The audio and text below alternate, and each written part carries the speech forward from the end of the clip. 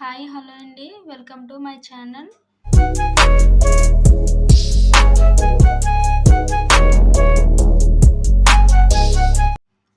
దోసలకు ఇప్పుడు ఎలా ప్రిపేర్ చేసుకోవాలో నేను చెప్తానండి. ఒక గ్లాస్ మినపప్పుకి 2 గ్లాసులు బియ్యం వేసుకున్నానండి. మార్నింగ్ నానబెట్టుకున్నాను. వాటర్ లేకుండా ఇలాగా తీసుకున్నానండి పక్కకి. మనం మిక్సీ పట్టుకున్న తర్వాత చూపిస్తానండి. చూడండి, ఇలా మిక్సీ గిన్నెలో వేసుకున్నానండి నేను. ఇలా ఒక చిన్న గ్లాసులు వాటర్ పోసుకుని గ్రైండ్ చేసుకోవాలండి. ఇది చూస్తారు కదండి, పిండి అన్నది ఇలా రావాలండి. గట్టిగా కాదు, అలాగని బాగా పల్చగా కాదండి, ఈ టైప్లో ఉండాలండి.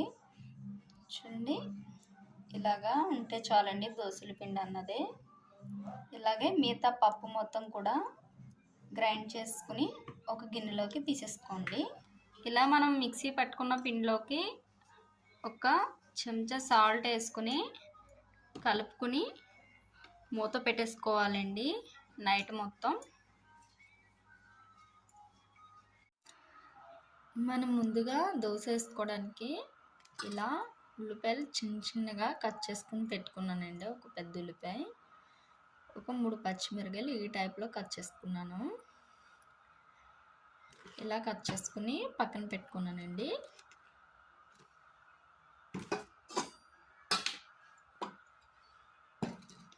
ఇలా ఒక 2 చెంచాల కారం ఇలా వాటర్ వేసుకుని ఇలా కలుపుకున్నానండి. పలుచగా కాదు, అలాగే టైట్గా కాకుండా కలుపుకున్నానండి.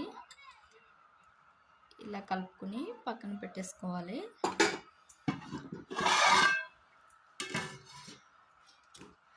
ఇలా మనం నైట్ రుబ్బు పెట్టుకున్న పిండి చూస్తారు కదండి, సాఫ్ట్ ఎలా పొంగిందో.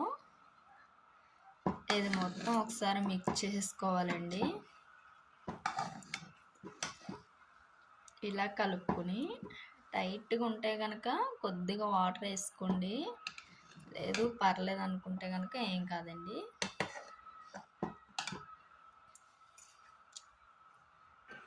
ఈ విధంగా దోసల ప్యాన్ పెట్టుకుని బాగా హీట్ చేసుకోవాలండి. బాగా హీట్ ఎక్కిన తర్వాత లైట్గా ఆయిల్ పోసుకొని అప్లై చేసుకోవాలండి. ఇలా ఆయిల్ అప్లై చేసుకుని, నేనైతే పెద్ద గరిటె పెట్టాను కదండి, నాకు ఒక గరిటె పిండి చాలండి. చిన్న గరిటె అయితే 2 వేసుకోండి. ఇలా వేసుకుని మొత్తం స్ప్రెడ్ చేసుకోండి రేక్ నిండా. ఇలా రౌండ్ సర్కిల్లో తిప్పుకోండి.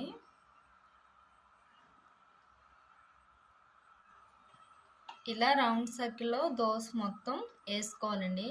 నేను పెద్ద గరిటె పెట్టాను కాబట్టి నాకు ఒక గరిటె పిండి చారిపోయిందండి. ఇలాగా చిన్న గరిటె అయితే 2 గరిటెలు పడుతుందండి. ఇలా లైట్గా బబుల్స్ వచ్చిన తర్వాత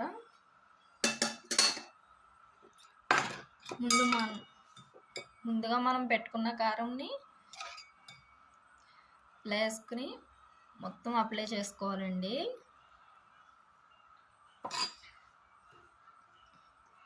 దీని మీదే మనం ముందుగా కట్ చేసి పెట్టుకున్న ఉల్లిపాయలు కూడా లైట్గా ఇలా వేసుకోవాలండి.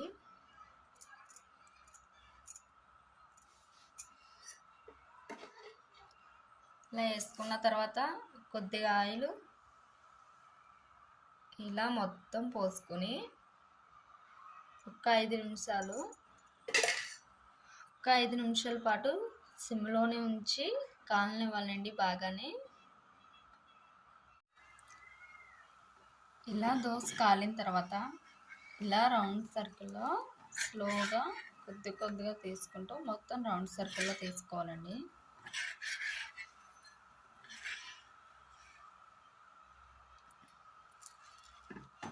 ఇలా మెల్లేసుకోవాలి.